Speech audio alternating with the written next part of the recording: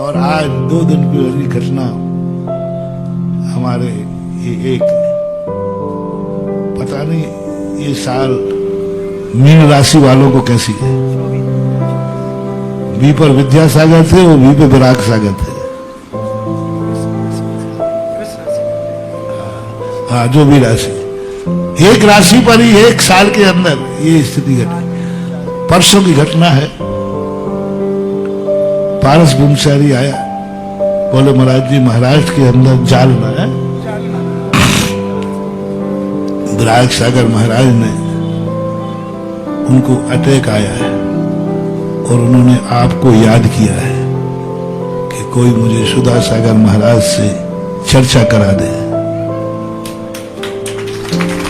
मैंने तो ही मेरे से चर्चा का कोई औचित्य नहीं समझ में आया। फिर दोबारा मैंने कहा ठीक, बिहार कर रहा था, मैंने कहा चलो बैठते। उन्होंने कहा नहीं, उनका फिर समाचार आया कि सुधा सागर महाराज से मुझे चर्चा करा दो। शाम को पहुंचने के बाद मैंने कहा भाई जब 3 बार वो कह चुके हैं तो अभी मुझे पता नहीं था क्या बात है, क्या करना है। बस अटैक आया, बस चर्चा की, हमने थोड़ा संबोधन किया और अटैक की स्थिति में और ये भी भावना थी मैंने कि आप घबराना नहीं, सुबह ठीक हो जाओगे।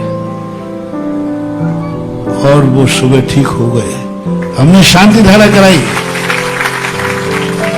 अभी चना टोरिया के शांति धारा कराई। मैंने 2 बार उनका नाम लिया, आचार्य विराग सागर आरोग्यार्थम कहा मैंने। और वहां से समाचार आया कि महाराज ठीक हो गए हैं और आहार भी ठीक हुआ।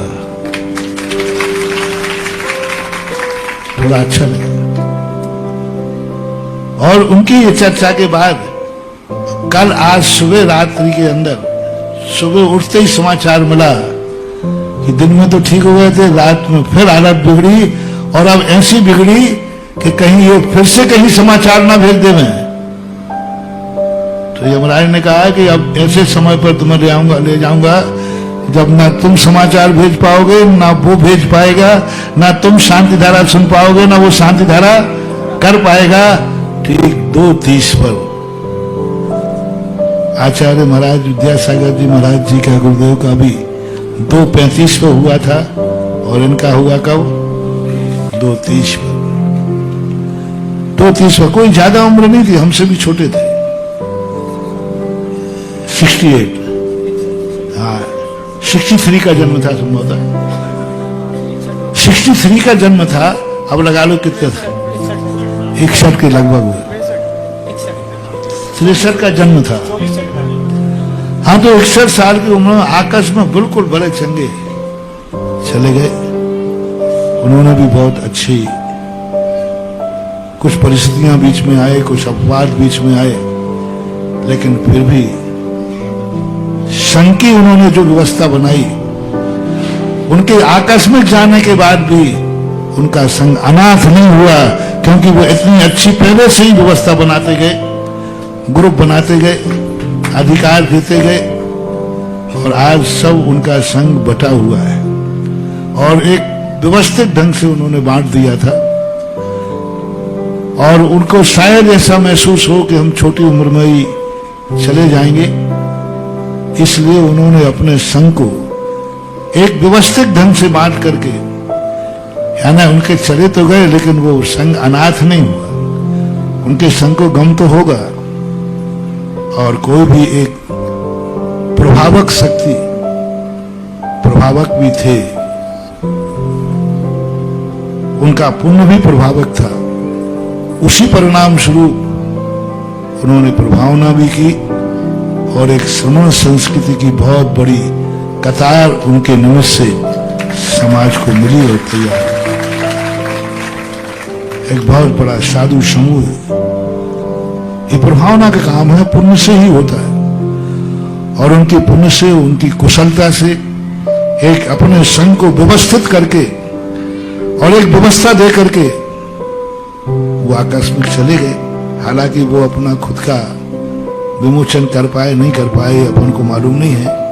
क्या स्थिति बनी रात के 2:30 बजे अभी तो बार सबसे सुना, अपन सब उनके प्रति, मैंने जब उन्होंने मुझे स्मरण किया 2-3 बार, तो मैंने भी उनको नमोस्तु किया और उन्होंने भी प्रति नमोस्तु किया।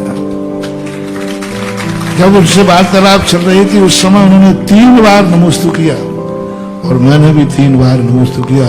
नमोस्तु प्रति नमोस्तु होने के बाद मैंने यही कहा, कल सुबह अपन फिर चर्चा करेंगे। हमारा बिहार चलते हुए वह स्थिति में उन्होंने कहा कि अभी स्थिति में रेस्ट कर रहे, हमने करना दो, अभी कुछ मत बोलो।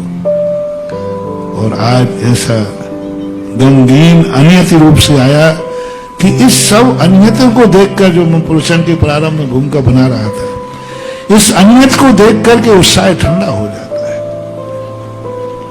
कल शाम को अच्छा व्यक्ति बैठा है और सुबह पता चला कि कर वार्तालाप क्या नियत है इस प्रकृति की, क्या अनियत। इस अनियत ने तो हर व्यक्ति के लिए उत्साह को खत्म कर दिया।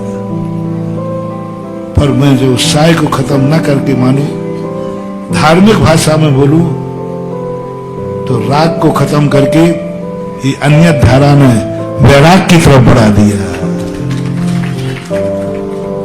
अनियत धारा यदि नहीं होती तो शायद वैराग नहीं होता, क्योंकि वैराग नियत धारा से नहीं जागता है, वैराग अनियत धारा। वैराग नित्य भावना से नहीं जागता, वैराग अनित्य भावना से जागता है। इन घटनाओं को सुनकर के एक वैराग में वृद्धि होती है, मूर्छा में कमी आती है, कल्पनाओं में कमी आती है। करश्यामी करश्यामी ये भाव आता है, मैं ये करूंगा ये करूंगा, उनमें विराम लगता है, मन की इच्छाएं खत्म होती हैं। सबसे बड़ी चीज ऐसी घटनाओं से अपनी इच्छाओं को विराम मिलता है। इच्छाएं सीमित, क्या इच्छाएं करना, क्या विचार करना। थोड़ा बहुत कभी भाव जाग रहा हो तो ऐसी घटनाएं घट जाती समय समय पर। जगत का ये स्वभाव हुआ संवेग वैराग्यार्थम। आज इस घटना से संवेग और वैराग्य की पर्याय उत्पन्न होती है। अपन महाराज के प्रति एक विनयाञ्जलि, एक श्रद्धांजलि के रूप में उन्होंने जो किया, उन्होंने जो कहा, उनकी भावनाएं धर्म के रूप में थी और धर्म के भेष को लेकर के गए हैं। बहुत जल्दी जल्दी वो तो मजे में होंगे, अपन बड़ी वैराग धारण कर रहे हैं। ये लोग तो पहुंच गए होंगे समोषण में भगवान के पास। अपन लोग तो यही कहते हैं कि उनके प्रति अपनी विनयाञ्जलि, श्रद्धांजलि 9 बार नमोकार मंत्र पढ़ के उनके प्रति अपनी श्रद्धांजलि अर्पित करें।